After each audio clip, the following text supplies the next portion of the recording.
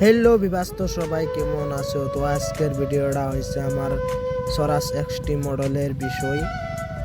Hello guys, তো দেখো আমার স্বরাজ এক্সটি মডেল 1 নম্বর আইকার, এত সুন্দর মাড়ি মানে ফিনিশিং দিতেছে না।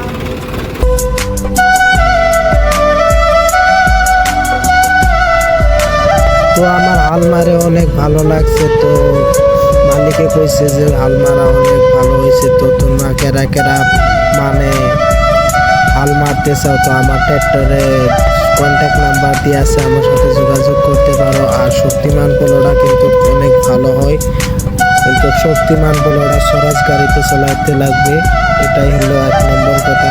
অনেক সুন্দর মানে আর কি কব, বাড়ি দেখছো না একদম পুরো ফিনিশিং, একদম কি মজা লাগতেছে। তো আমাকে মালিকে খুশি করে 200 টাকা আরো বেশি দিয়েছে। আমার 2 চাষ করা হচ্ছে, ফার্স্ট চাষ।